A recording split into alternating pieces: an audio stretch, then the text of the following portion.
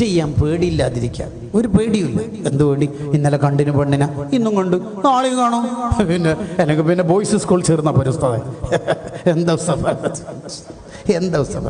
ശരിക്കും ഈ തെറ്റെയ്നയിലെ ഏറ്റവും അപകടം എന്താണെന്ന് വെച്ചാൽ 3 കാര്യങ്ങളാണ്.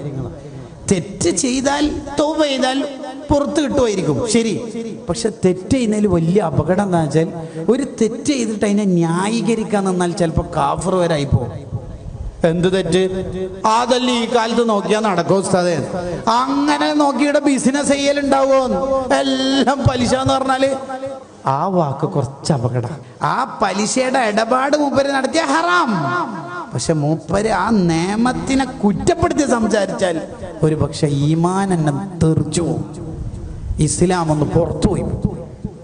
അവസാന കാലമാകുമ്പോൾ മുർത്തദ്ദാവുന്ന വാക്കുകൾ ഇൽമിന്റെ അഹ്ലുകാരടുത്ത് തന്നെ വരും. എന്നിട്ടല്ലേ സാധാരണക്കാർ രക്ഷപ്പെടുക എന്ന് കിതാബിലുണ്ട്. സോഷ്യൽ മീഡിയയുടെ കാലത്ത് നമ്മൾ നല്ല ജാഗ്രത ഉണ്ടാവണം.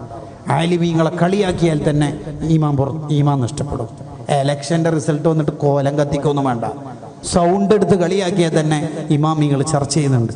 സുന്നത്തിനെ കളിയാക്കിയാൽ ഈമാൻ തെറിച്ചു പോകും. കിതാബുകൾ ചർച്ചയുണ്ട്. എല്ലാ വീഡിയോവിൻ്റെയും താഴെയുള്ള കമൻറ്റുകൾ യുക്തിവാദികൾ എഴുതി വിടുമ്പോൾ, പ്രിയപ്പെട്ട മോമിനിങ്ങളെ, നമ്മൾ ഈമാൻ അള്ളാഹു തന്നൊരു നിധിയാണ്, അത് നഷ്ടപ്പെടാതെ കാത്തു